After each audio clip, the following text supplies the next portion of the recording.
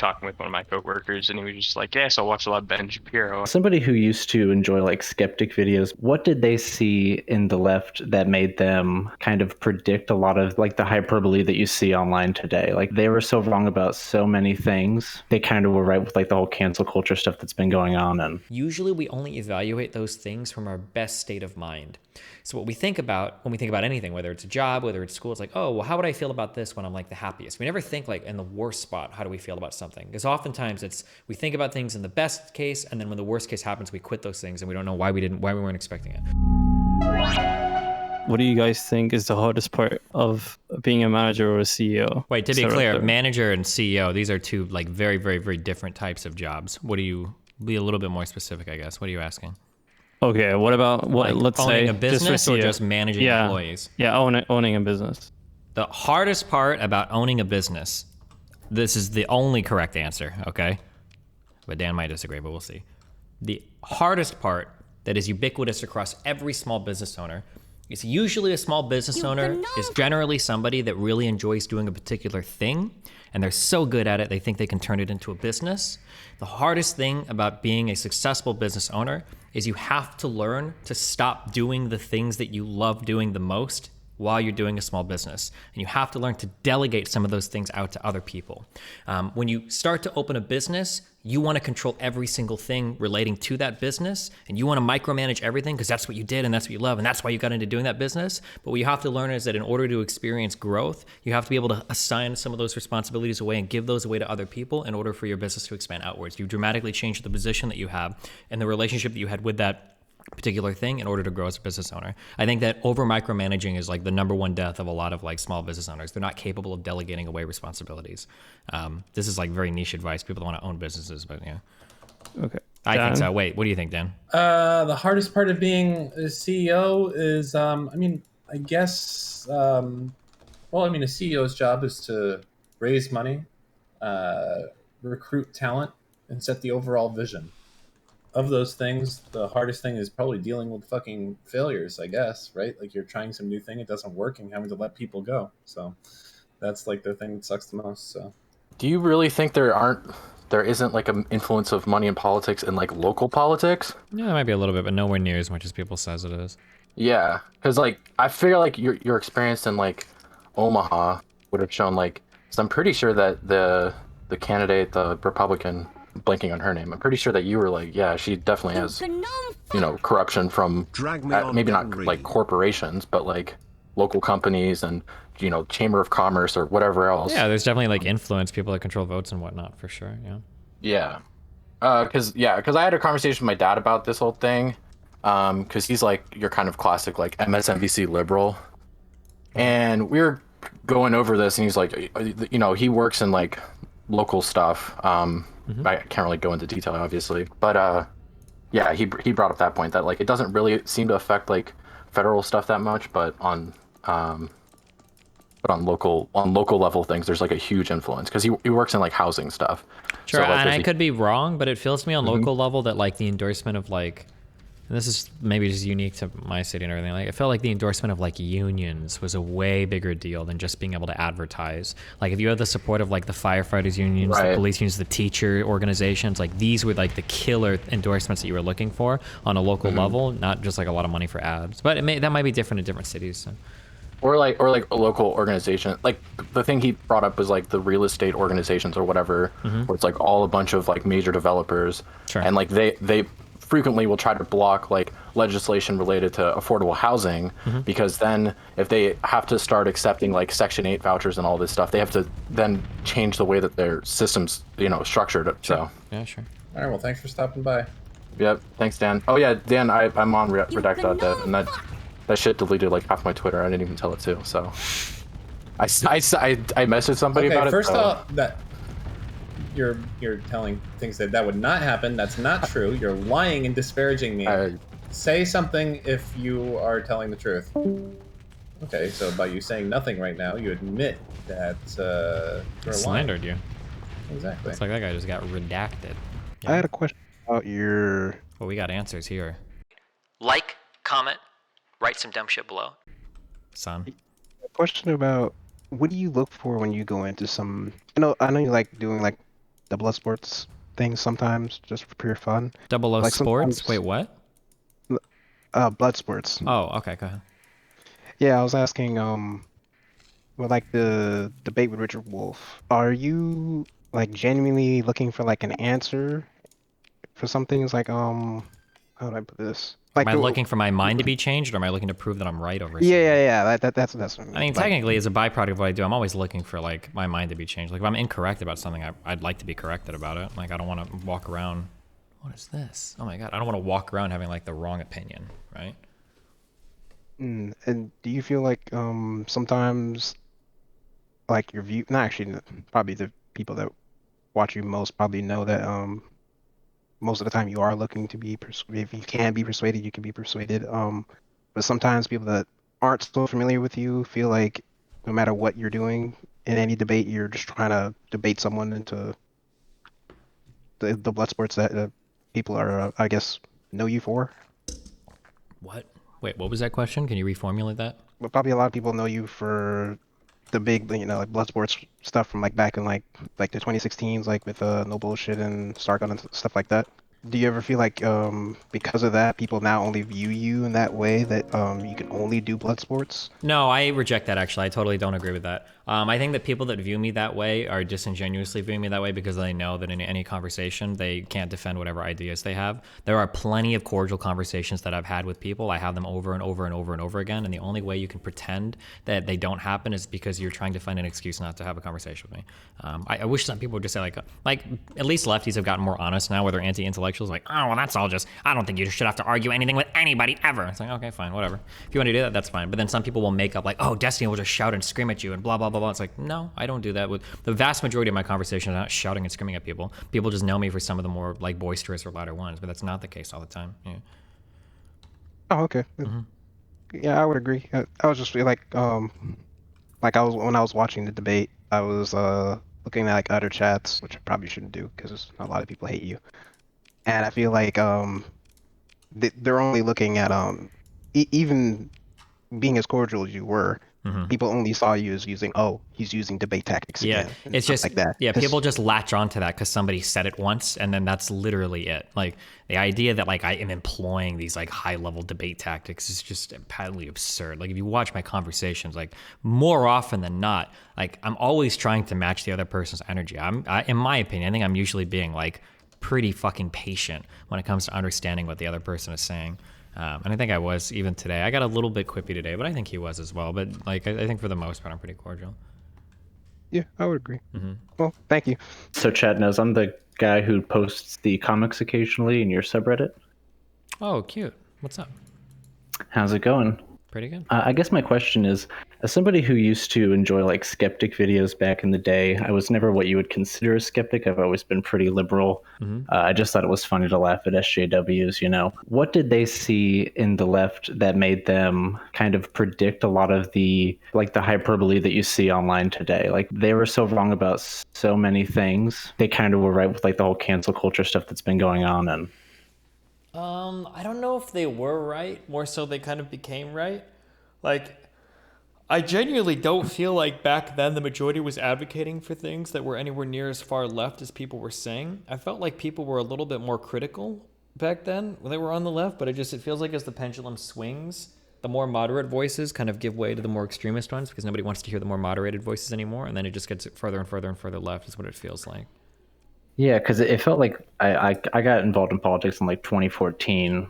You know, like when Sam Harris is on Bill Maher talking about Muslims and ISIS and stuff, and it felt like liberalism was really cool then, and it was like, you know, facts and logic, and now that's kind of a meme. It's almost like you're a debate bro if you try to actually have a stance that is grounded in reality. Yeah, it's really weird how, but I guess historically, I mean, like lefty people have done this too.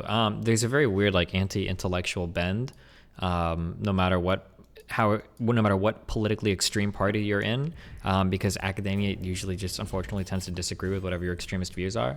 So, you know, on the right, you know, you've got all of liberal academia, these horrible ivory tower, blah, blah, blah, you know, race realism. Like, I don't know the people but then on the left now, you've got a lot of people that are like, oh, all these technocrats and these educated economists are it's fake science and blah blah blah, and like they push for the same thing. But I mean, like historically, when authoritarian regimes take power, left or right, the first thing they do is they start killing off like all the educated people and shit. So yeah, I don't know. Love your stuff, Destiny. It's been cool to see your debate rhetoric change over time. You said in a talk recently, I can't remember who it was with, but you've come to appreciate different levels of like emotional sensitivity, and that before your personal lack of the sensitivity was viewed as superior in your past, in Was your due to eyes. what? Say that again. Like your personal perception of sensitivity and how you lacked that type of sensitivity was viewed as superior. To me, who, me or? Yeah, like you said that you are typically unemotional type of thing. Oh, sure, okay. And Yeah, instead of viewing so- it as different, I tend to view it as like, oh, it's better to not be or whatever in the past. Yeah. Right. So Sure. what like necessitated that realization exactly? Was it just sort of like a humbling experience over time? Or is it something that you logically determined based off of like your positions? I think it all stems from a deep fear that I have had for a long time, or maybe for almost all of my life, that I don't ever want to be lost in some like circle jerk world where I'm like think I'm smarter than I am, or I'm too lost in my own ideas and I'm unwilling to accept or acknowledge other people's ideas, and then I just like end up like becoming a slave to my own stupidity. I'm very scared of like the Dunning-Kruger stuff. So I think in my early 20s, I tended to view myself as superior to a lot of people in the way that I process things emotionally or in the things that I did. But I've tried like in my mid to late 20s, and then especially now, rather than viewing myself or a particular way that I think about things as being like better or worse, I just try to think of different people as viewing things differently. And I try to apply that in as many areas of my life as possible. So rather than thinking that like, oh, like being emotional is bad or weak or stupid, I try to think, okay, well, different people are, they value different things more so than other people. Like I value things on a, like maybe on an intellectual or a more rational level because like that's enjoyable to me, but that's not the same with everybody else. Different people might value like emotional reactions or emotional experiences or things like that more so than another thing. And there's not one compelling reason why one is right over the other. I just kind of like assumed away a lot of that in my earlier days. Like, well, I prefer this thing. It must be the right thing. So fuck everybody else. Okay. Thanks. Also, why aren't you using your VTuber thingy? Because I got It's to really open a whole other disappointing. program to set it up, and it's a lot of fucking work. Sometimes I use it. Okay, chill. Oh my god, no. It's so cute. Okay. Also, you should play Disco Elysium, by the way. It's really good. I don't believe in that lefty shit, but maybe someday. Okay. All right, Dan, get me out of here. So when you say that there's no like openly European socialist parties, do you mean like they don't call themselves socialist, or they're not actually socialist? I don't think there are any that advocate for like taking over like the means of production and everything. There are a few that call themselves socialists. There are a few that call themselves socialists that are even quite large. Like I think in Spain, the largest party is they call themselves socialist. I don't mean to be like a ball buster, like be like focused on really esoteric, but there is parties. So for example, I'll give one. In Greece, since I'm Greek, we have a party called Kappa Kappa E, Kappa Kappa Epsilon, which is like a super far left reactionary Stalinist party, and they do advocate for that. So there is an How many example seats of do they that. have in your parliament?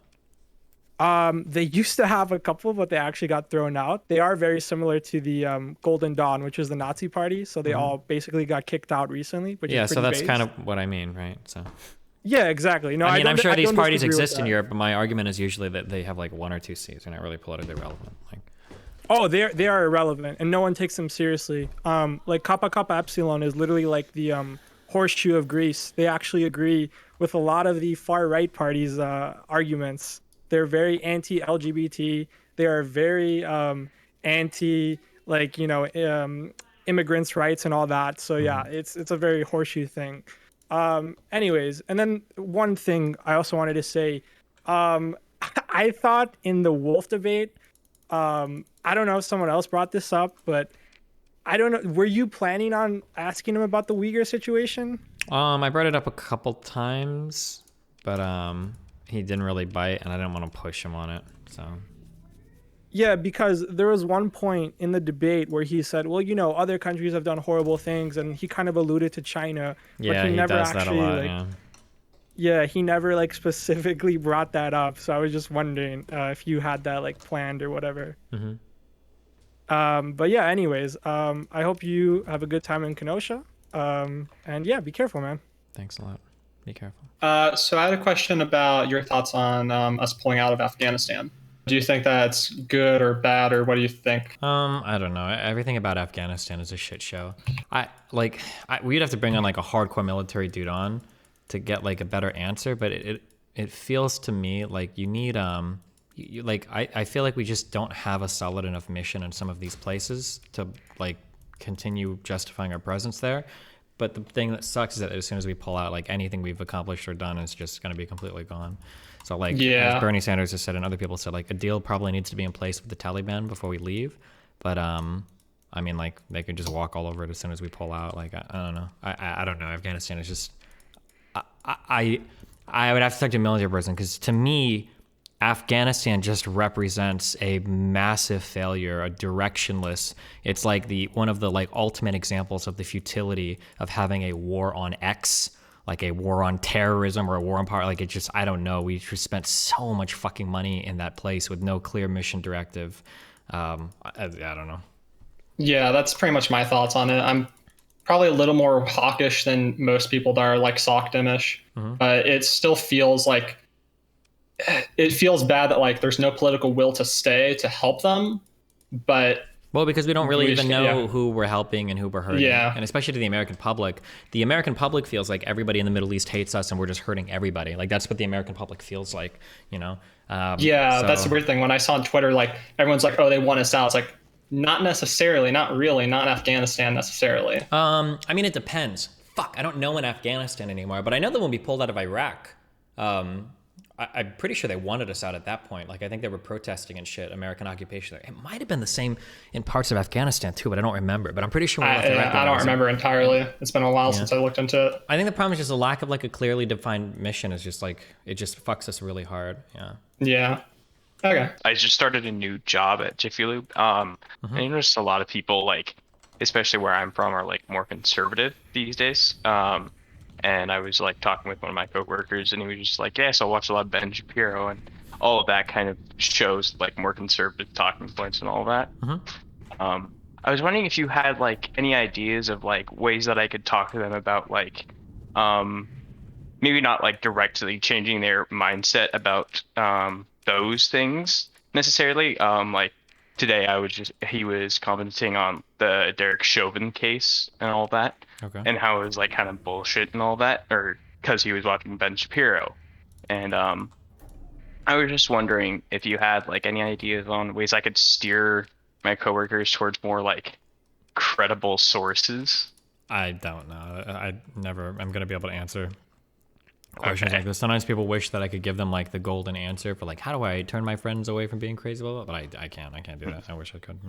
Okay. Well, I started an open relationship, so my question Big is, mistake. did it take? All right. Well, anyway, did it take time for you to get rid of the feeling of jealousy, or you never had that feeling in the first place? I've never had it. I don't think that most open relationships are long for this world. That's my point of view. I think that I don't know if most people I feel like I'm getting to that point. It's getting heated. So I think the problem that comes up is there's like a lot of I think there are three types of people. Okay, I think that one, the vast majority of people are never okay with it, which is normal, like 97% of people, and which is like 90% of people. Okay, then there's like 1% of people that are genuinely like fucking weird people like me that just don't give a fuck and don't give the slightest fuck, and it's over. And then there's like 9% of people who think that they can do an open relationship, and they actually can, and it's okay, but as soon as a problem comes up, holy fuck, now it is absolutely not okay anymore. Yeah, that kind of sounds like me there. Exactly, yeah. So one thing that we do, this is like a general piece of life advice. Usually when we imagine how we feel about things, usually we only evaluate those things from our best state of mind. So what we think about when we think about anything, whether it's a job, whether it's school, it's like, oh, well, how would I feel about this when I'm like the happiest? We never think like in the worst spot, how do we feel about something? Because oftentimes we think about things in the best case, and then when the worst case happens, we quit those things and we don't know why we weren't expecting it. So for an open relationship, like it seems to work really well and everything's okay, maybe people blah, blah, blah. But as soon as you run into an issue, if we say you have like a day or two where you're like fighting with your significant other, and then on one of those days they hook up with like another person, then you're like, hold on, holy shit, this is actually super not okay. Now I feel like I'm almost being cheated on, my whole life is like being destroyed. I think like those types of problems can come up in open relationships that you have to be super duper duper careful about. Yeah, I'm getting to that point where when you get into a conversation, and I guess I'm trying to figure out the word gish galloping is. It's just when they just barrel you with a bunch of shit and emotions and like feelings and stuff, instead of when I want to go line by line. Well, And that it's has just nothing to do really, with like open relationships. That just has to do with having a discussion or conversation. yeah. It's just that's like one of the discussions. Like she would want to just barrel down with everything, and then I kind of want to go line by line because whenever I like repeat, if I asked her to repeat something or like explain like a thing that she said in the beginning, she would just automatically just say, "Oh, I forgot. I don't know," and then it would just be like, "Well, there's no point to continue on this communication if we're gonna." I don't know. not know Well, what we're that talking." seems more like just general communication problems rather than anything to do with like particular types of relationships. No. Yeah. That was just like one of the things. The other, I mean, that's just my question for open relationship. Here's a hot take. Okay. Oh boy. 'Cause I've been badgering you for fucking playing Apex, but you haven't. So my hot take is the only reason why Destiny doesn't play Apex Legends is because he cannot find two attractive socialist girls to carry in the game. Is that true or not? True. How the fuck do I leave? Kick me, Dan. Do you ever like have like a habit of like debating your significant other or like somebody you're in a relationship or like a friend with or something? Yeah, it's a really bad habit of mine. Yeah. How do you deal with that? Because I know like I feel like just like being like online and like in like the like debate culture kind of like where you're always watching people like arguing and like starting arguments and like I think it depends jumping on what in. you mean, I guess, by debating, actually. I don't know if it has anything to do with like an online debate thing. It's more just like not communicating or not understanding properly the other party. So like if I feel somebody should feel like a certain way about something, then usually I'm like arguing that like, hey, you're being irrational, you're being illogical or whatever. But the reality is that they're just processing something differently than me, and I'm kind of like refusing to acknowledge that. I don't think it's like a necessarily an online thing. It's just like understanding people process things differently and then adapting your communication style to more appropriately suit that conversation. Yeah, it's frustrating. Like I'm in my first relationship and I've like totally learned like so much about like how like I just have this really bad habit of like whenever I think somebody's emotions are like just like completely irrational, I just like turn off and it's like really not it. Yeah, I mean, eventually you learn that people process things differently, and yeah, everybody's feelings are generally valid, so it's good to learn how to navigate that rather than just assuming everybody else feeling a different way than you is wrong. Yeah. Especially because like I realize like even like my own feelings like they're completely irrational sometimes, and like it's just it's frustrating. Yeah. All right, thanks. Dan, kick me. Okay, guys, real quick. Okay, listen. Okay. Different people do different things for different reasons. Okay. I don't think I could ever handle being with one person for the rest of my life, and I don't get jealous. I don't care. Melina went out and fucked 400 of the biggest whatever type of guys in the world. I don't give a fuck. I don't care. Most people I do not think are like this. Okay, if you watch my stream and you're like, wow, Destiny does this thing, I want to try it, okay? You probably don't, okay? If you genuinely do want to try it, go for it. But please do not alter the structures of your relationships just because you see me doing it. Like, oh, I can do that. That sounds awesome, okay? Be careful. I met a lot of people in open relationships that shouldn't be in open relationships, okay? I don't think a lot of these work. Then again, a lot of conventional relationships don't work, so, all right. Hello? Hello? Rent control in Germany, or explicitly Berlin, is like a good counter argument, let's say, for like lefties or lefty thought in general, because I live here in Berlin and it's like crazy right now, and it's even It's crazy. Say that again. Sorry. It's crazy. The market is crazy. Like I went to an apartment, just tried to get one below like 700, and it was like 50 people standing outside just to look at the apartment alone. So everybody who says like that rent control is like really useful thing or anything like that, I wish they would look more into actual examples how it would work out. And I think Berlin right now is one of the prime example how it can go terrible wrong. Yeah, I don't know So why. that- Like, it seems to be like a very. I hate to. I don't ever like to say this when it comes to economics, but it seems to be one of the few things that is actually just common sense. Like, you just can't have infinite people moving where there are finite numbers of houses. There's no clever economic solution for that. There has to be more houses made. You can try to limit rents and do all these cute things if you want, but like it's not. You're not going to solve your problem. Like, you know. Yeah, like the thought I would have is like if you want actually to encourage like low rents in like the inner city, my thought is like if you would subsidize, sorry, the word is Subsidize, quite yeah. difficult for me to speak on. Mhm. Thank you. For example, like lower rents, just like say if you have a big house block or anything like that, and you offer like a rent for like under 10 euro or around 10 euro, then you get like tax return, like some sort of lower tax or anything like that. I think. Are you talking about in that incentivizing sense, like it would- low-income housing or something? Exactly, just tax-wise, instead of just saying like, oh, all right, the apartments we already have, we just cap them because that just takes away like the possibility of growth, but doesn't take into account the possibility of growth in the city alone. So, Yeah, it feels like vouchers and stuff would just be so much better than trying to force people to like bear the brunt of the weird economic thing. Like if people can't afford to live somewhere, then like find a way to give them vouchers, like and target it on income. But the idea of just preferring people that already happen to live in some area and then pretending like that's going to help with it, like it's just there's just so much like negative shit that comes external of rent control. I don't know why anybody advocates for it. It's so dog shit. I don't know. yeah, but it's surprising even in Germany when we consider like our politicians, let's say like at least on the conservative and on the left side, not as stupid as like let's say the Americans, because I have a family over there. It still amazes me how publicized it even is still here in Germany, even though we don't have Fox News or anything like that. This sort of lefty thought just gets like sort of weird and just like it comes out of a place of hate without understanding really the economics out of it, and that just like I think is not only an American problem, but it's like more you see that more and more in Europe as well. Yeah, I don't know. It surprised me too. Like I even found out that like in I remember finding out in Sweden like how cool it was, the idea that like as soon as everybody turns a certain age, you basically get a slip from the government like guaranteeing you the right to rent like a super cheap apartment in a really good part of the city at like a very low price, which I thought was really cool. And then I found out that the waiting list for like any big city is like 10 plus years. And it's like, oh, okay. And then people like trade these vouchers back and forth and sell them on like the black market and shit to each other. It's like, okay, well, this, it's pretty shit. I don't know. Yeah, so that's all I wanted to say. So thank you for your response, and Dan, please kick me. I want to be a part of that. Wants to be a part of that, Dan. All right.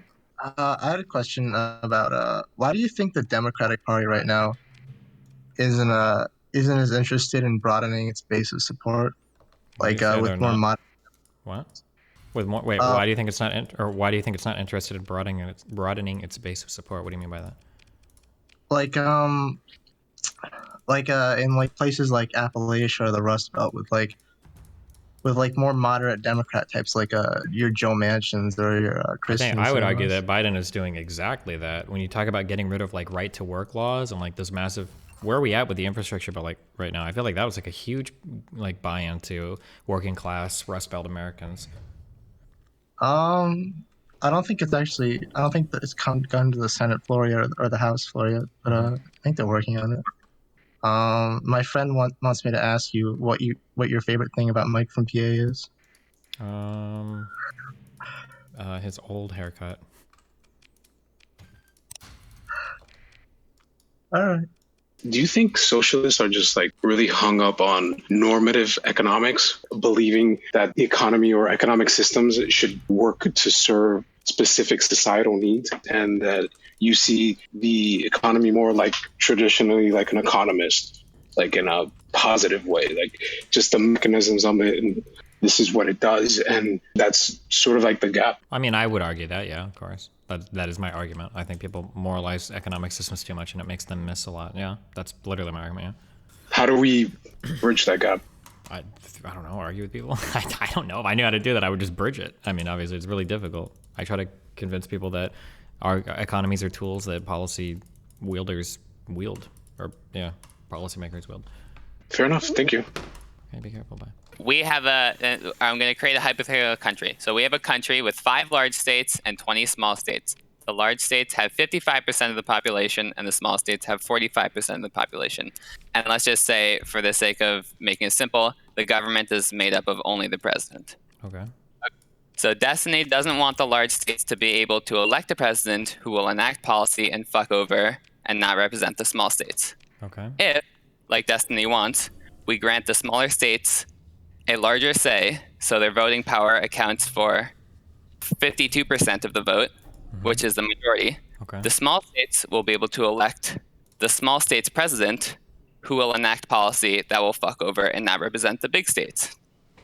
The prescription of give more voting power to the small states doesn't follow from the criticism of we don't want some group of people to be able to legislate over another group of people.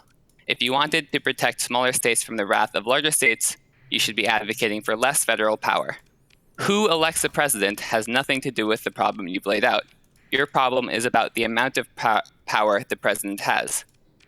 Okay, so wait. So my issue is that I don't want it so that you only have to appeal to one group of people to win, right? That's my problem. It's not that like I want it to only be small states or only be big states. Ideally, what you would need is a mixture of small states and big states to win any election. That's why I want small states to be somewhat heavily weighted. Because I feel like if it's only big states and it's winner take all, then people only really have to campaign to like 10 or 11 different states, or maybe even less than that. There's like a few huge states you need and that's it. My goal is for there to be a mixture. I guess your criticism would be valid if I was saying that like all the small states and then all the big states vote for something, but I don't think that that's the case, right? But so let's just assume that there's like no third parties. So it's like there's the two candidates who are running or whatever. If every state is winner takes all, and obviously this is not how it works because like states have mixtures of Democrats and Republicans. But if the two parties were just the big states and the small states, it would either be the big states winning or the small states winning, right? Well, not. Why do we assume that every big state votes one way and every small state votes another way? I guess that's another. That's not true, but that's another critique of your criticism, which is it's never going to be the case that just only the big states are gonna like people are. It's not like there are big state issues and small state issues. Well, but there are big state issues and small state issues, right? Like what? Like there are unique issues to states on the southern border, some which are really large, and states that deal with a lot of immigration. So I believe even though Florida's not on the border, technically, it has a lot of immigration. Texas, Florida, California might have unique issues to them. Florida and Texas both being red might have unique Republican issues related to them. Their issues are going to be very different than, say, like issues faced by Midwestern states or issues faced by Rust Belt states, right? Rust Belt states might be heavily driven to things like manufacturing. Midwestern states might be uniquely drawn to certain types of agriculture. Different states can have different interests. Smaller states can have interests that are unique from larger states, right? Yeah, but if it's the case that there are states that like or issues that like every small state cares about. And well, I don't think small states are a monolith. I don't think like every single small state cares about one issue and every single big state cares about another issue. My worry is just that like if we only care about like winner take all for states, or if we totally balance them out equally, there are going to be some states that will literally never, ever, ever be campaigned to or appeased in any way, size, shape, or form. So basically like Montana, Wyoming, North and South Dakota, like Minnesota, these states might as well just fuck off because they're never going to have a voice in government ever again. They're just like, leave. Like just, I don't know why you guys even pretend that your vote or anything you say or do matters. Like, and that's just because they have like a lower population density or less population? Basically, yeah. They would have a voice if we did everything by like majority vote. Yeah, they'd be fucked. I think so. Empirically, when you look at so right now, the swing states are the only states that presidents campaign to. But when you do look at where people campaign in the swing states, it's not like they are only going to the cities in the swing states. They actually campaign like proportionally to where the population is. Yeah, I understand that. I think that the only campaigning in swing states, and I could be wrong, but I think that the only campaigning in swing states doesn't have to do much with how the electoral college is apportioned to each state. I think it has to do with the winner take all aspect of states. It does. Yeah. So that's something that I would advocate to be changed as well. Yeah. So I don't know if you understand this, but that's not something that can really be changed because the Constitution says that each state can put their electoral college votes however they want. Mm-hmm. And if we're looking at like game theory, obviously it would make sense that every state, or if there's like a party in power in a state, they would want all of their votes going to the to their party. So game theory wise, every state is just gonna make it winner take all. Like it wouldn't make sense. Well, but I mean, for a some state states in don't power, do winner yeah. take all, right? And that's dumb of them. Like they're just being dumb. Well, maybe we do a federal law to change it, I guess. Or just have the popular vote. What do you think is more likely to pass, though? The National Popular Vote Interstate Compact. Okay. Based as fuck. Are you aware of that? Yeah, where if you get enough states to sign on to something, basically, then you make it rule of law that they have to go by popular vote. But I don't think that's ever going to happen. Well, it would be totally unprecedented, and there are already states that apportion their electoral vote, like Maine and Nebraska do. I don't know what the chances are of other states following suit with that either, but I don't know. I mean, the only way that that's going to change is because that's in the Constitution. I think that you would have to like change the Constitution for you to mandate how states. All right, Math Man, let's fucking hurry the fuck up, you greedy son of a bitch. Other people are waiting to talk. You're over here taking a goddamn... Sorry. I had one more thing to say, but it's flipping. All right. Well, thanks for the time, Destiny. I really appreciate it. You've helped me a lot with my ability to think about stuff. All right. And Dan, I appreciate you. So I'm going to leave myself because I appreciate all the hard work you're doing. Thank you, Dan. Wow. Bye. Remember to hit that like and subscribe, and don't forget the notification bell so that my videos show up right in your... You know the famous 8 Mile quote? Which? There's so many. What a great movie. It's when you 8 Mile left nut. Got him! Hey, Uppercat, hold on 1 second. Oh no, Dan, are you okay? I'm so sorry that just happened to you. I'm so sorry, Dan. Are you gonna take a moment?